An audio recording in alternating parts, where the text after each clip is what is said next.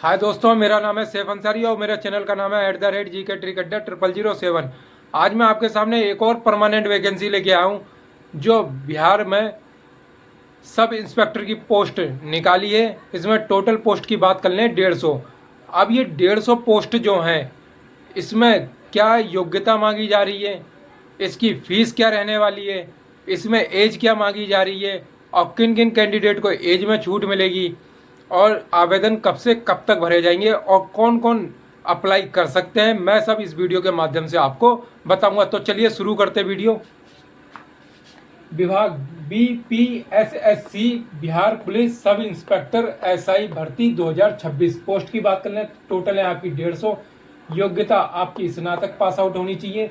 As की बात कर लें, सबसे पहले हम जनरल वालों की बात कर लेते हैं। जनरल पुरुष और महिला। देखो, जनरल के जो पुरुष है, इनकी जो एज मांगी जा रही है वो 20 से 37 वर्ष तक की एज मांगी जा रही है। अब वही जनरल कैटेगरी की मतलब महिलाओं की बात कर लें तो 20 से 40 वर्ष तक एज मांगी जा रही है।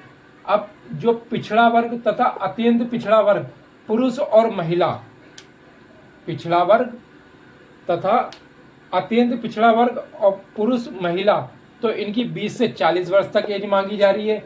अनुसूचित जाति एवं अनुसूचित जनजाति महिला पुरुष, इनकी 20 से 42 साल तक एज मांगी जा रही है। अब मैं आपको फीस की बात बता दूं। सभी उम्मीदवारों के लिए कोई भी श्रेणी महिला और पुरुष, ठीक है, तो इनकी फीस जो है आपकी 100 रुपये की रहने वाली है। चाहे वो जनरल हो, OBC हो, SC हो, ST हो, सभी श्रेणी की महिलाएं, मतलब कहने का मतलब है चाहे वो पुरुष हो चाहे महिला हो, जनरल, OBC, SC, ST सभी पर 100 रुपये की फीस लागू हो रही है। इसका डिमांड ड्राफ्ट मतलब फार्म फीस जो है आपकी 100 रुपये की है।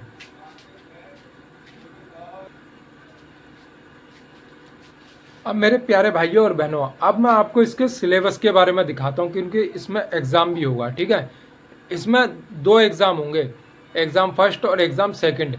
तो फर्स्ट एग्ज़ाम में सिर्फ प्रश्न पत्रों की संख्या 1 होगी और एग्ज़ाम 2 में इसमें प्रश्न पत्रों की संख्या 2 होंगी। लेते हैं, अब देखो एग्ज़ाम पेपर फर्स्ट और पेपर सेकंड। पेपर फर्स्ट में प्रश्न पत्र की संख्या 1 होगी जिसमें क्वेश्चन आपके 100 होंगे। टाइम रखा जाएगा 2 घंटे का।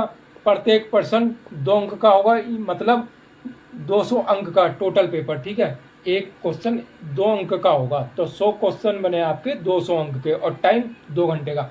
अब देखो सब्जेक्ट इन्होंने दे दिए हैं, अंग्रेजी, सामान्य ज्ञान, हिंदी भाषा ज्ञान, तर्क शक्ति, समसामयिकी प्रश्न पूछे जाएंगे। अंग्रेजी, GK, हिंदी, भाषा ज्ञान, रीजनिंग और करंट अफेयर प्रश्न पूछे जाएंगे। ये है इसका कहने का मतलब। अब देखो इन्होंने एक लाइन और मेंशन की है इसमें, 30% से कम अंक प्राप्त करने वाले अभ्यर्थी को मुख्य परीक्षा के लिए चयन पर विचार नहीं किया जाएगा। इनका रिजेक्ट करने के लिए कह रहे हैं कि मतलब 30% आपके कम से कम अंक होने चाहिए। और देखो भाई, अब जो एग्ज़ाम हो रहा है आपको तो पता ही है कंपटीशन कितना अच्छा होता जा रहा है, कई लाखों में फार्म पहुंच जाते हैं। तो मैं तो यही कहूँगा अपनी तैयारी को बेहतर से बेहतर बनाने की कोशिश करें। इसमें लिखा है 30%, मैं तो ये कहूँगा कम से कम 40% से आप ऊपर लेके आएँ। ठीक है, अब सेकंड पेपर की बात कर लेते हैं।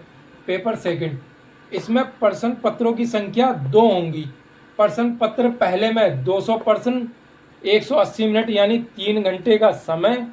ठीक है, प्रश्न पत्र सेकंड में 60 मिनट यानी 1 घंटा, इसका पूर्णांक 50 अंकों का होगा। ठीक है,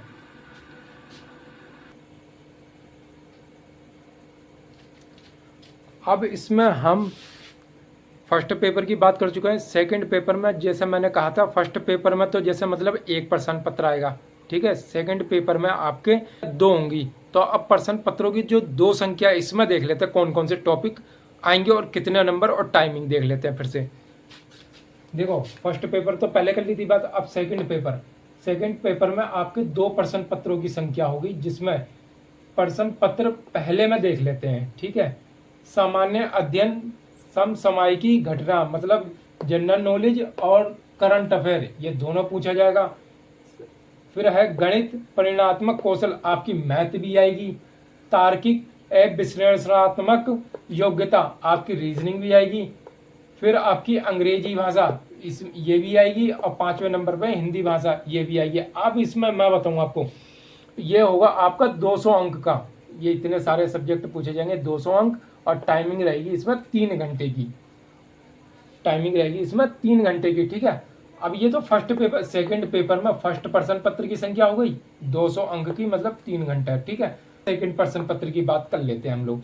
इसमें हिंदी निबंध आएगा, अंग्रेजी निबंध आएगा, अंग्रेजी संक्षेपण आएगा, और हिंदी में अंग्रेजी अनुवाद, हिंदी में अंग्रेजी अनुवाद ये आएगा, अनुवाद ये आएगा आपका। पूरे 50 अंक का टाइम मिलेगा आपका 1 घंटे का।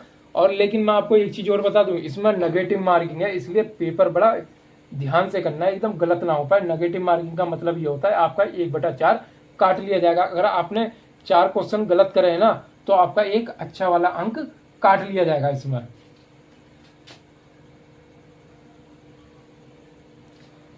अब हम इसमें क्वालिफिकेशन भी देख चुके हैं, एज भी देख चुके हैं, किसमें कितनी कितनी मांगी जा रही है, और फीस की भी चर्चा कर ली है। अब हम आपको इस एग्ज़ाम की भी बात बता दी है। अब हम इसमें आपको फिजिकल की बात बताएंगे कि पुरुष और महिलाओं की कितनी हाइट वगैरह चाहिए, ठीक है। तो शुरू करते हैं। फिजिकल, पुरुष हाइट मतलब अब ये जनरल वालों के हैं, पुरुष के लिए कम से कम 165 सेंटीमीटर हाइट होनी चाहिए। अत्यंत पिछड़ा वर्ग, अनुसूचित जाति, अनुसूचित जनजाति, ये पुरुष की बात कर रहा हूँ मैं, 160 सेंटीमीटर, ठीक है।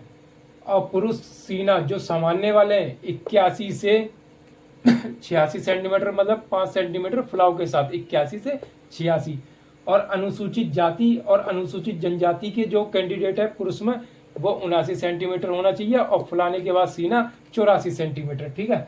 अब हम इसमें महिलाओं की बात कर लेते हैं। सभी वर्गों की महिलाओं के लिए 155 सेंटीमीटर हाइट चाहिए है, ठीक है। कितनी?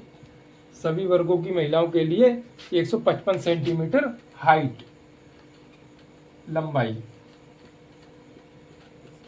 ठीक है। तो अपना जो, ठीक है। अब फार्म की शुरुआत 9 तारीख 7वां महीना 2026 से, अंतिम तिथि 9 तारीख 8वां महीना 2026 तक ये फार्म भरे जाएंगे। तो जिस भाई और बहन को ये फार्म भरना है तो फार्म भर लो। जिन्होंने मतलब ग्रेजुएशन करा है, मतलब स्नातक की डिग्री जिसके पास है, वो फार्म भर सकता है। अगर